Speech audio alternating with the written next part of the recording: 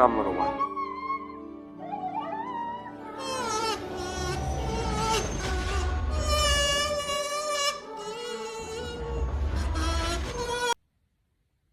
Awkward. Hey guys, thanks so much for clicking on this video. My name is Chris. We got so much movie news to dive in here today. We're going to be talking about this Exorcist Reboot sequel that is now coming up in the works. Ready Player 2 is coming up also. And we'll even be diving into the Mandalorian Season 3, what to expect, and my thoughts on that finale, because a lot of you guys have been asking me. So be sure you guys leaving your opinions down below on everything we discuss here today. Alright, so diving into our first story here today might be one that not a lot of people give any crap about, but you know what? The talent involved with this one has me looking forward to the awkward ticket buy for this film. What we got here is an update on what I completely forgot was coming, was a live action Barbie movie that is gonna star Margot Robbie as Barbie. Like, can we even think about even more perfect casting right there? Yeah. And well, we got ourselves here a couple of updates on what they're deciding to do here with the live action interpretation for Barbie that, again, I would not expect too much from, but hearing these details and the people involved got me going, you know what? I'm gonna be first one in line trying to become akin to this Barbie. When discussing the up-and-coming project, Margot Robbie had some interesting things to say. She said exactly something like Barbie, where the IP, the name itself, people immediately have an idea of, oh, Margaret is playing Barbie? I know what that is. Our goal is to be like, whatever you're thinking, we're going to give you something totally different, the thing you didn't know you wanted. Continuing on, now we can truly honor the IP and the fan base and also surprise people, because if we can do all that and provoke a thoughtful conversation, then we really are firing on all cylinders right here. This is already a much higher step up than when Amy Schumer was set to be Barbie in the live action Barbie movie. I'm actually very thankful that Amy Schumer idea was scrapped, and I'm not even talking appearance wise, haha, we get it, Margot Robbie and Amy Schumer, very different looking Barbies, but the whole idea behind Amy Schumer's Barbie movie was going to be she was the one imperfect Barbie in a perfect Barbie world, and we could have all guessed how that would have turned out. Just a really cheesy, dumb rom-com of Amy Schumer just making a fool of herself around a bunch of pretty Barbies right here, so they scrapped that up and started from the bottom with Margot Robbie, and the people attached to make this movie are one, Greta Gerwig, who brought us the movie Lady Bird, that I absolutely love, was also nominated for Oscars, and the writer Noam Bach, who gave us Marriage Story, that I felt was filled with some great dialogue right here. I'm feeling like they are trying to give us an Oscar-worthy Barbie movie right here,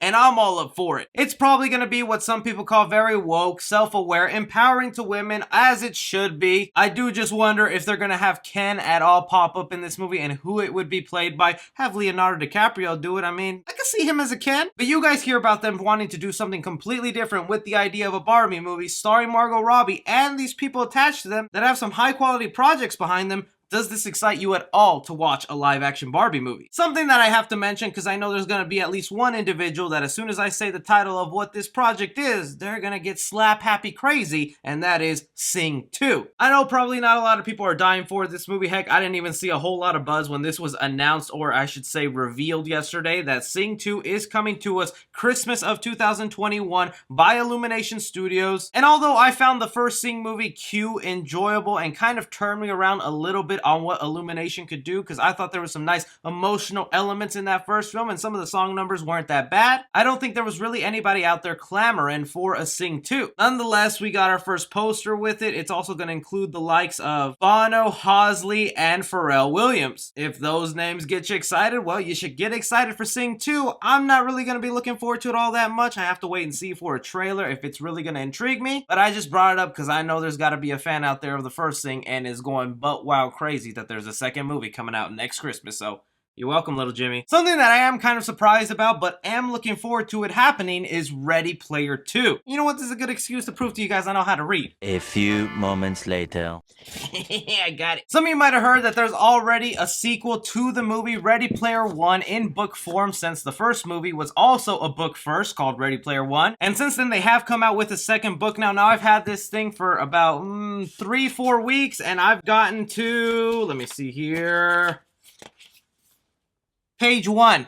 But in my spare time or during a long poo, I am gonna be sure to crack this thing open because I really did enjoy the first book, and not only that, I thought the first movie was well done. I mean, it's Steven Spielberg bringing in a whole bunch of popular IPs, Iron Giant, Chucky, and all these other things. Like, the movie was spectacular, but it just did not perform well at the box office, which is why I'm surprised that they're even going ahead with a sequel. Now, the writer of the books went ahead and said this about a second movie. He said, "It's in the early stages right now, especially since Hollywood is in limbo right now, but I can tell you from the experience of making the first movie that everybody had a lot of fun." So it looks like the second movie is something Universal wants to go ahead and do, and I'm just still blown away how the first movie just did not make a bajillion dollars, and was also the proof I needed that unfortunately Steven Spielberg, the great man that he is, famous filmmaker, just no longer brings in people to the theaters with his name alone. There used to be a day where you could make a weird movie, put Steven Spielberg on it, and then people would just show up. But the story for the second book goes as now that Wade Watts has won the prize of the Oasis and is in full control, he later finds out there is another Easter egg inside the Oasis that once found will unlock a new feature to the Oasis that will change the world forever. So basically it's kind of a rehash of the first movie, finding another Easter egg and trying to discover what this new feature is in the Oasis that will change things. So if this movie does get made, I think there's going to be a couple of changes. One, I don't think Steven Spielberg will be coming back just because it didn't even make that much money with his name attached. He'll probably stay on as a producer, but the next person attached I think will bring a new different flavor that may be much needed in this Ready Player One universe, because like I said, they have a franchise on their hands if they can just figure out how to get the movie to more eyeballs out there. But you guys hear about the author saying that Ready Player 2 is in early stages and could possibly be made soon. Would you guys be willing to watch that, or are you fine with just one movie? One that we've heard about for a while here that we know has been in the works is a reboot to The Exorcist. Now, I know immediately when I say that, that is one of those horror movies or franchises out there that you're like, why would you even touch that? What is the point? It's a true classic. Don't even get near it. Well, it was just reported by The Observer, who had the exclusive, that Blumhouse is going to be the one to bring to life The Exorcist once again, but instead of it being a straight reboot, it is looking to be a sequel to The Exorcist. Not only that, they're bringing in David Gordon Green, the man who directed Halloween 2018 and directed Halloween Kills. Blumhouse is really loving David Gordon Green's work on what he did with Michael Myers, and I am too. So honestly, I'm very happy with this decision of them wanting him to be the guy to take over The Exorcist and make a sequel here. But okay, let's just go ahead and talk about that. This might be surprising to some of you guys, but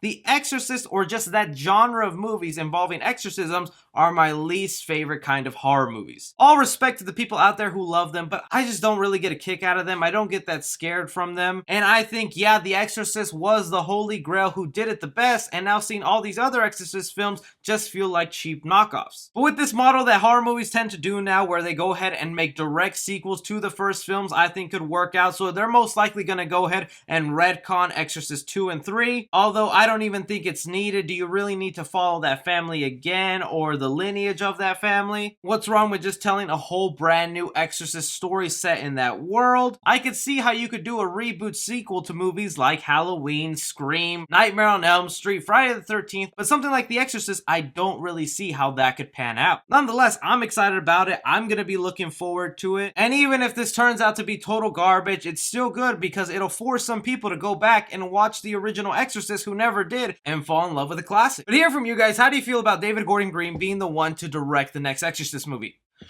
Alright, continuing on here to something that you guys have just been messaging me constantly about, probably because I bring in little Gregorio here every now and then onto the videos, is what were my thoughts with the ending of the season 2 finale for The Mandalorian. And boy, let me tell you, I really loved it. I know you guys ask a lot why I don't do recap videos or talk about each episode once it comes out, and that's because I really am just a casual Star Wars fan. I watch the main movies, but I've never seen any of animated TV shows or dive deep into the lore. I just really fell in love with The Mandalorian when that came out on Disney Plus. Really liked Grogu, and with that finale, man, it really pulled at my heartstrings, okay? Just watching the moment when he's saying goodbye to Grogu really got to me, but what really actually started making a tear fall out of my eye is when he unmasked himself, and that moment between them was just perfect. Not even to mention the fact that Luke Skywalker showed up. They actually went ahead and did that. That is just mind-blowing on so many levels. Not even because it's like, yeah, it's Mark Hamill as a DH version. That, yeah, maybe could have looked a little better, looked a little plasticky and weird to me, but I forgive it for the awesomeness of it. But just because that Disney was like, screw it, man. Movies and our TV shows, they're one and the same. We're not going to be having that blurred line like we once had with the Netflix Marvel shows where, yeah, they're in the same universe, but they rarely connect. They'll rarely cross over. I really did not think Disney would have the guts to show something that would be that crucial in a show, and now it's basically telling the audience, if you want to keep up with the future of our Star Wars movies, our Marvel movies, heck, maybe even some of our Disney or Pixar shows, you're going to have to watch those live action series so you can be all caught up. They are not following the model of no nerd left behind. Now a nerd will be left behind if you don't watch these things. As far as my prediction of what could happen next, I know all the Star Wars fans are saying, well, that means Grogu ends up at the school that Luke Skywalker was training a bunch of Jedi, and we know the history of that Kylo Ren eventually goes bad and will kill all the people at that temple. No way is that the ending of Grogu or how they're getting rid of his character. You do not just off-screen kill off the money maker that Grogu is, the potential you have for so many other things to happen.